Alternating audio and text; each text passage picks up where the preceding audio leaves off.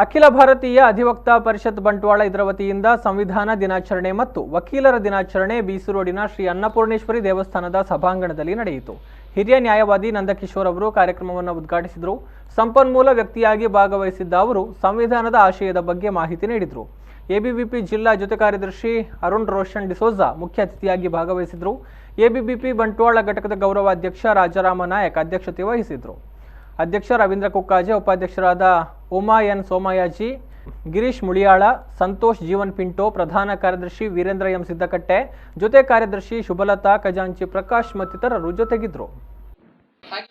ಸಂವಿಧಾನ ಮತ್ತು ವಕೀಲರ ದಿನಾಚರಣೆ ಅಂತ ಹೇಳಿ ಬಹಳ ಚಂದ ಮಾಡಿ ಇಲ್ಲಿ ತೋರಿಸಿದ್ದಾರೆ.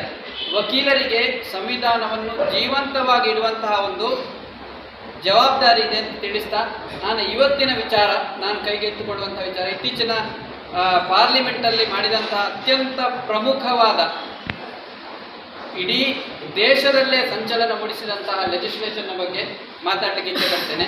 ಅದು ಯಾವುದು ಅಂತ ಹೇಳಿದರೆ ನಿಮಗೆಲ್ಲ ಗೊತ್ತಿರುವ ಹಾಗೆ ಎಬ್ರೋಗೇಷನ್ ಆಫ್ ಆರ್ಟಿಕಲ್ 370 370 ಆರ್ಟಿಕಲ್ ಅನ್ನು ಸಂವಿಧಾನದಿಂದ ಎಬ್ರೋಗೇಟ್ ಮಾಡಲಾಯಿತು ಪ್ರೆಸಿಡೆಂಟಿನ ಆರ್ಡಿನೆನ್ಸ್ ಮುಖಾಂತರ.